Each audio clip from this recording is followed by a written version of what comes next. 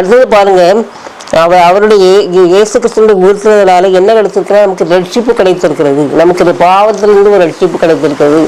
பாவமான காரியங்களிலிருந்து நமக்கு ஒரு ரட்சிப்பு கிடைத்திருக்கிறது. அதுல இருந்து ஒரு விடுதலை கிடைத்திருக்கிறது என்று சொல்லி நாம் அறிந்து கொள்ள முடியும். பாருங்க, 1 பேதுரு 3:21 போட்டிருக்கு பாருங்க. அதற்கு ஒப்பனையான ஞானஸ்நானத்தை பற்றி இதில் போட்டிருக்கு.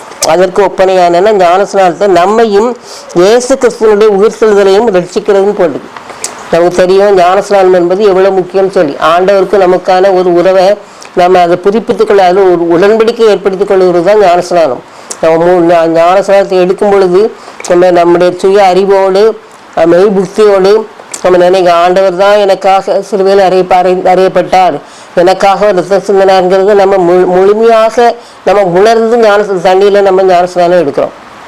ஞானஸ்நானத்தில் பல வகை சொல்கிறாங்க. எப்படி இருந்தாலும் நம்ம சரியான ஒரு மனநிலையில, நம்ம ஒரு சரியான புத்தியில நம்ம எடுக்கக்கூடிய ஞானஸ்நானத்தை இந்த இடத்துல நம்ம நினைக்கக்கூடியதாக இருக்கு. அதற்கு ஒப்பனையான நம்மையும் இயேசு கிறிஸ்துவனுடைய உயிர்த்தெழுதலினால் இயேசு கிறிஸ்துவனுடைய உயிர்த்தெழுதல் நம்ம எனக்கு தான் ரட்சிக்கப்படுகிறது, நம்ம ரட்சிக்கிறதாக சொல்லுது. இப்போ அந்த ரட்சிப்பு என்பது மிக முக்கியமான காரியம். மற்ற எந்த மதத்தில் இல்லாத ஒரு காரியம் ரட்சிப்பு. ரட்சிப்புன்னா என்னன்னு சொல்லி, பாவம் செய்வதனால கிடைக்கக்கூடிய தண்டனையான அந்த நரகத்துக்கு விலகி இருக்கத்தக்கதாக நம்ம ஆண்டவரத்தில் பெற்றுக்கொள்ளக்கூடிய காரியம்தான் ரட்சிப்பு. ஒரு மீட்பு, ஒரு விடுதலை.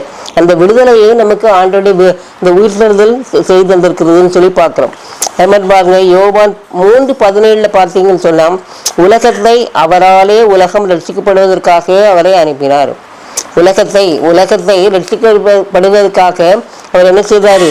அவரை அனுப்பினார் அப்படின்னு சொல்லி பாட்டிருக்கு. நமக்கு தெரியும், பாவிகளை ரட்சிக்க கிறிஸ்து இயேசு உலகத்துக்கு வந்தான்னு சொல்லி. இப்போ ரட்சிப்பு உயிர்த்தெழுதல் என்பது ஒன்றுக்கொன்று தொடர்புடையது. இந்த ரட்சிப்பு இல்லை என்று சொன்னால் அந்த உயிர்த்தெழுதலில் எந்த பிரயோஜனமே இல்லை. ஏதோ எல்லா மனுஷரை போல மரித்தார் என்பதாக இருக்கும். ஆனால் அவர் மரித்தது மட்டும் இல்லை, அவர் பாவிகளுக்காக மரித்தார். பாவிகளுக்காக மரித்தது மட்டுமல்ல, ஒரு நாள் 3வது நாள் உயிரோடு எழுந்தார். அப்படி இருக்கும் பொழுதுதான் நமக்கு பாவத்திலிருந்து ஒரு விடுதலை, நமக்கு மெய்யான தேவனாகி அவரை பற்றி பிடித்துக் கொள்ள வேண்டும் என்கிற ஒரு ரட்சிப்பின் ஒரு அனுபவம் நமக்கு கிடைக்கக்கூடியதாக இருக்கிறது. அது நம்ம எப்போதும் உணர்ந்தவளாக இருக்கணும். உயிர்த்தெழுதல் என்பது இல்லை என்றாலே அந்த கிறிஸ்துவம் என்பதே இல்லை, அந்த வழியே இல்லை என்பதுதான் முக்கியமான ஒரு காரியம்.